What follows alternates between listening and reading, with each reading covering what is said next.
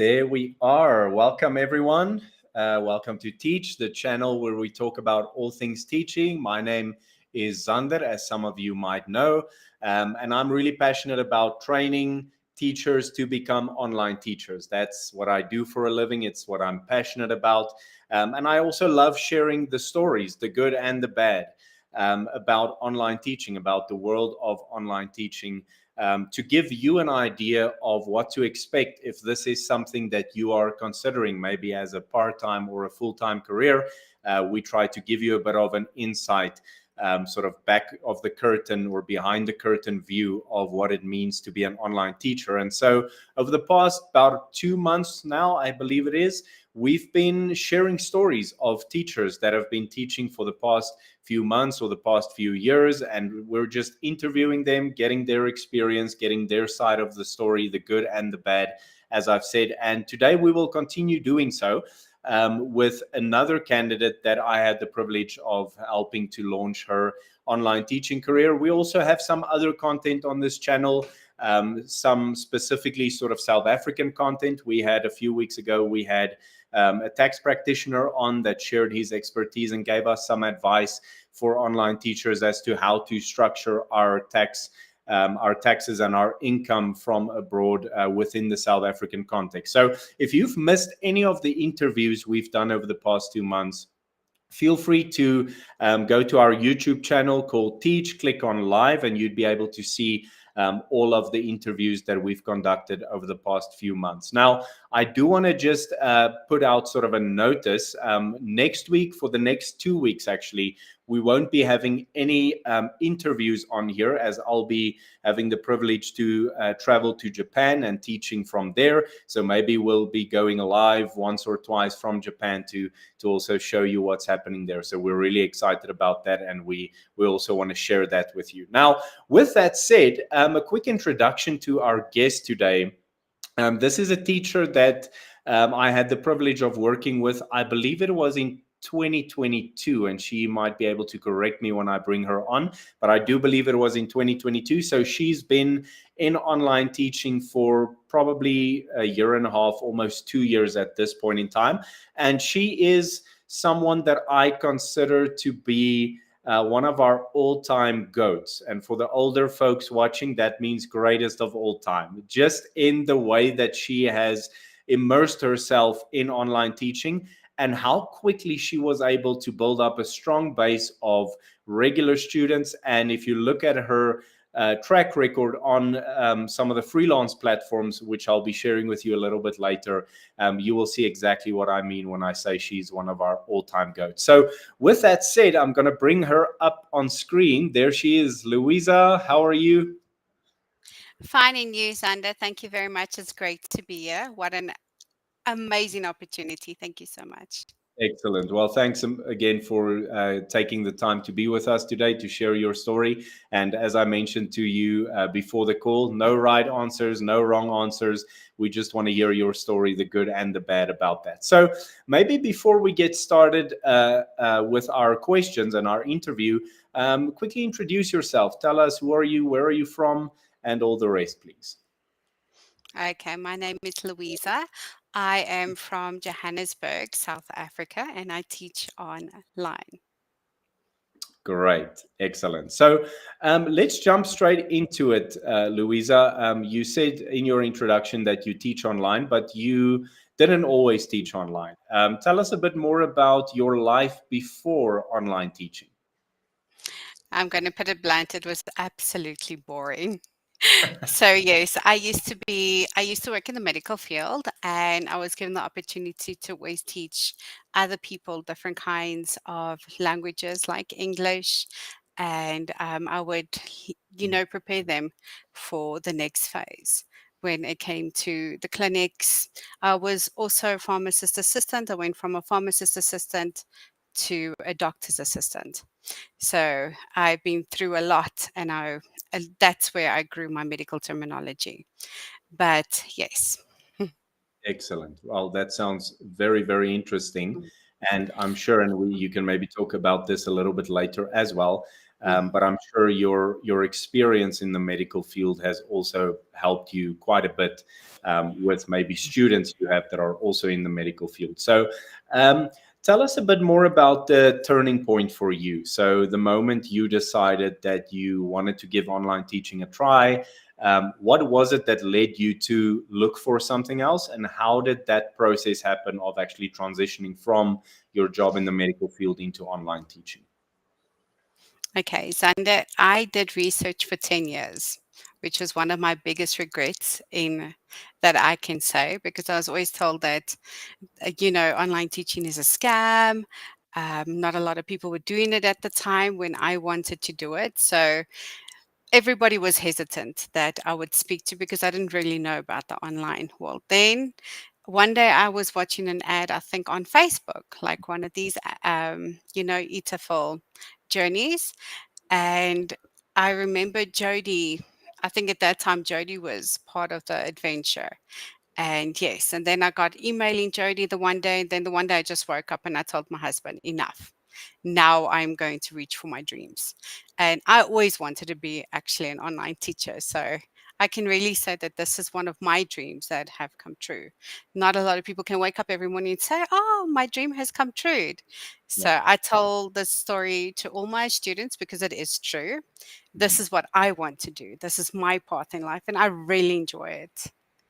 Excellent. Well, I'm Mhm. curious maybe to ask a follow up on that. Something you mentioned that I think a lot of people struggle Mm. with is online teaching or TEFL is a scam. Doesn't work. Yes. What was it for you that made you jump into this despite having those thoughts? I think I bothered Jody for like 2 whole weeks with back and forth emails asking him, "Is this the real deal? I don't wanna waste my money. I didn't know which plan to take." And this is where he stood in and he was like, "This is the plan that you should take." And this is how I got into the mentorship thing, the IELTS, the TOEFL, the Cambridge, and so on. This is part of my journey. Okay. So, So yes. But yes, it was all about emailing. yeah. And eventually, when it was my birthday, I think in 2020 or 2021, my husband was like, surprise. And then ITIFL was one of I think it was level 5, I think we had at that time. Yes, the highest one I took. Yeah. And yes, I couldn't believe it. I was crying. I was literally on the floor crying. I was like, oh my gosh, I'm starting my dream. And then when I passed, I collapsed. Truth. You can ask my husband. I literally stood there and I collapsed. So, yes, Crazy. I couldn't believe that my dream had come true. So your husband gifted you the TEFL course. Yes, he gifted the TIFA course to me as a birthday gift. Excellent. Well, for the folks listening, there you go. If you're still wondering about what gift to get your partner or a family member or a friend, this is a great Yes. gift to get them. So, Yes. Louisa, tell us a bit more about the actual journey. So, you said, I mean, you completed your TEFL course, Mhm. you passed, you had your little collapse moment. Tell us a bit more about the steps now after being qualified, how you actually got into finding jobs and starting to teach. That was actually the mentorship program that you led at the end of the day. So I'm a verbal learner. That's somebody who writes notes, who makes notes. Yeah. And I was somebody who went into thorough research and I started researching the companies just like you taught us in the mentorship program. And you were like, do this, don't do that. And that advice really helped me Mhm, find a good TIFL job.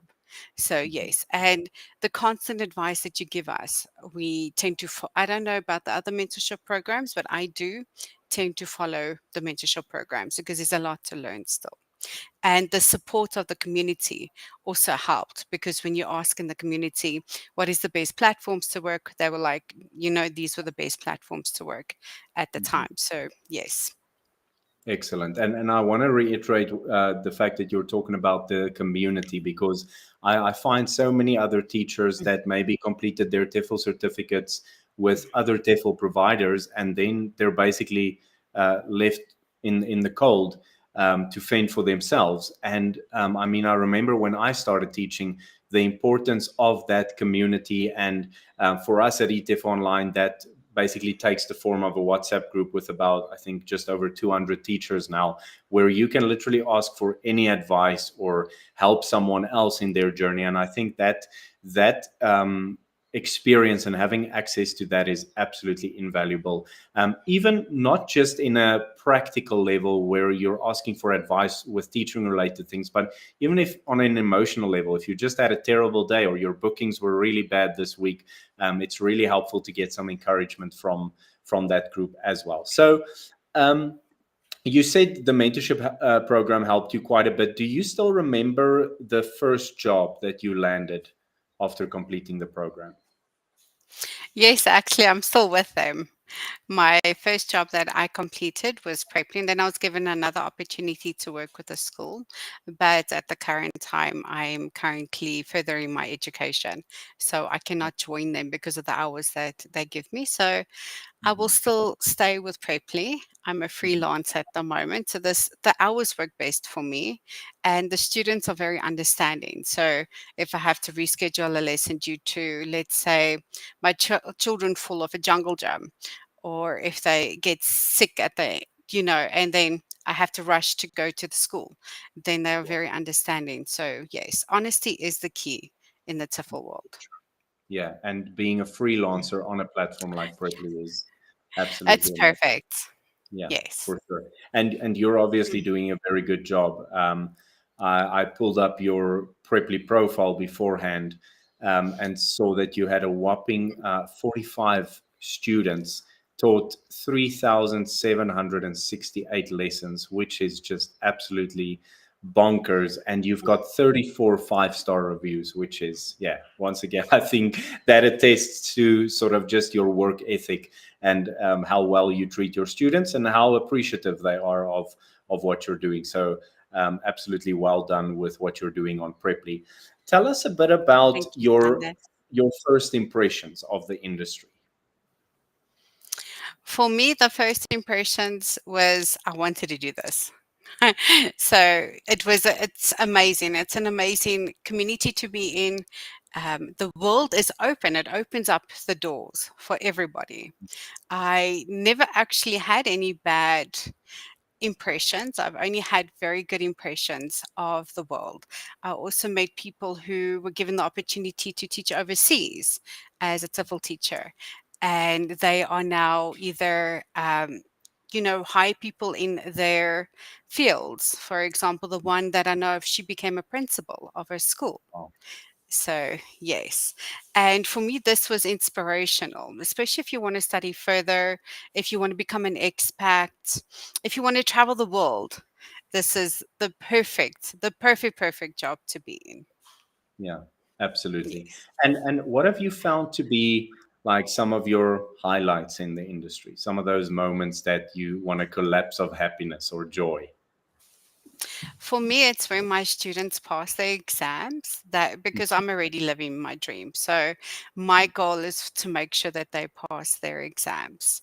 Mhm, And when they pass with very good marks, mhm, like for IELTS, for example, 7.8. I had a student last year from Italy who did the Cambridge exam and she passed C1 level first time, understood. which was very Wow. proud of. Yeah.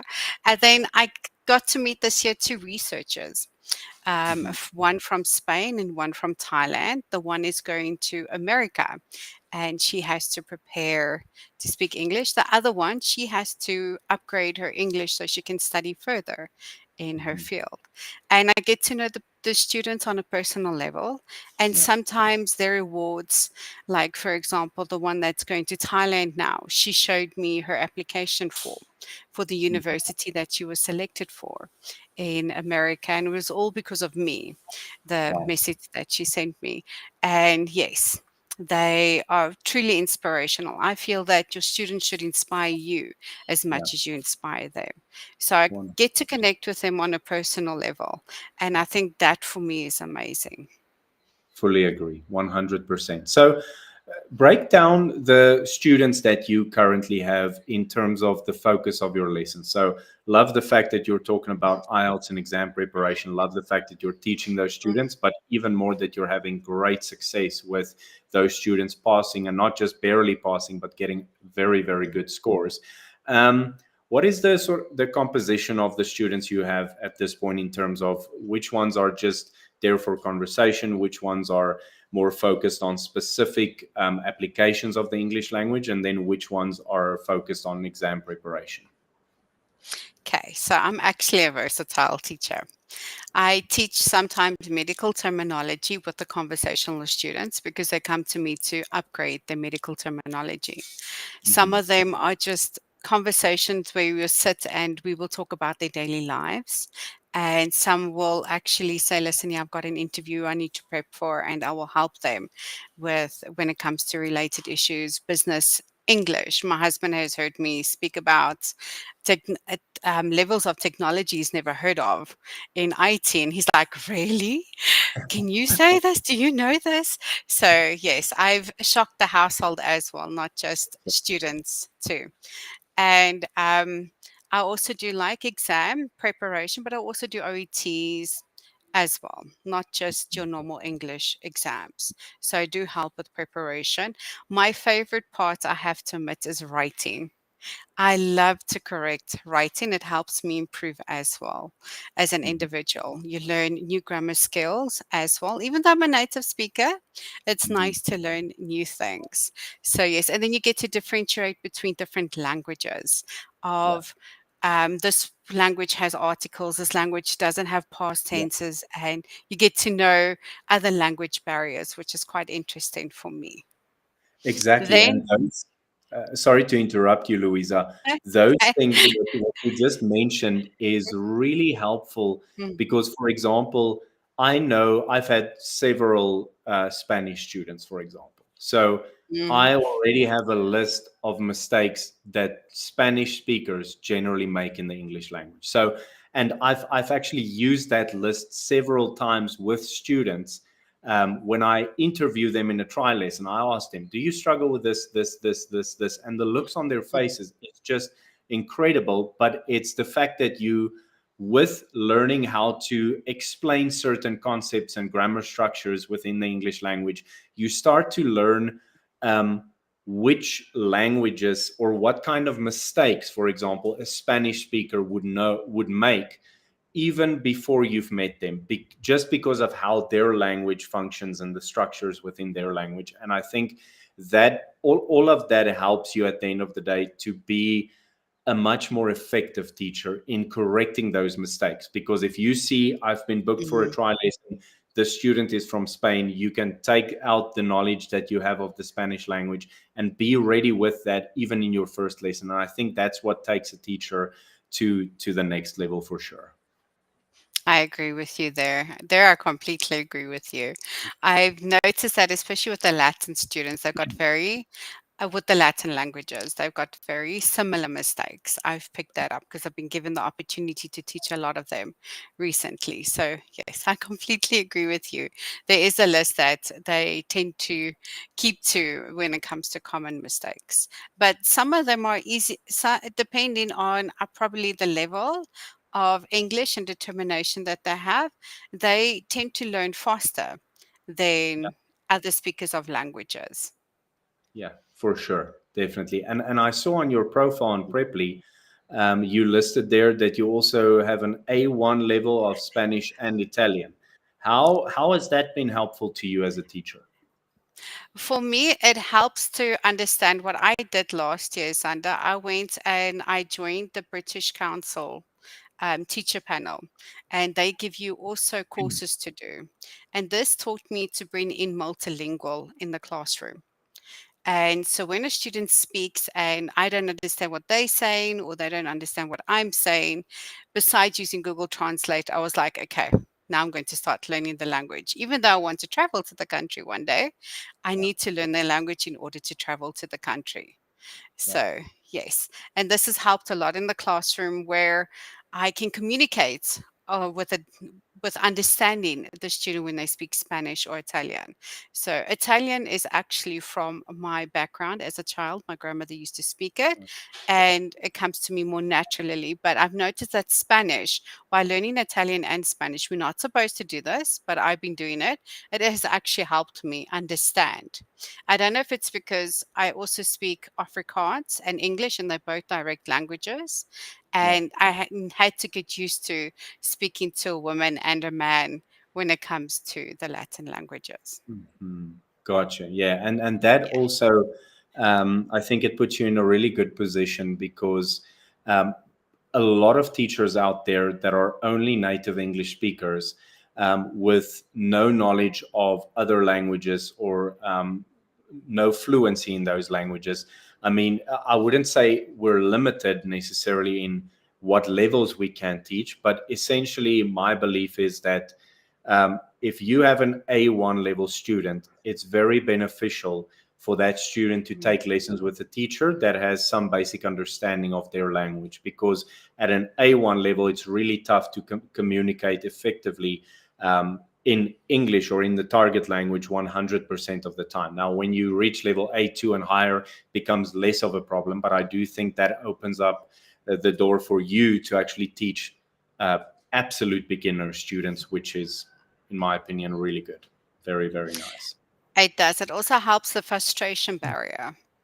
Yeah. I picked up, I think, in my third or fourth month of teaching online, how frustrating it can be to teach someone who's at A1 level and you can't communicate in their language. Yeah. So, no matter how many courses you do, you still need to be able to communicate with them from A1 and upwards. So, I've only been given the chance to teach A2 all the way to C2 at the moment, but I think A1 would be quite challenging, but I would understand the frustration behind learning a new language.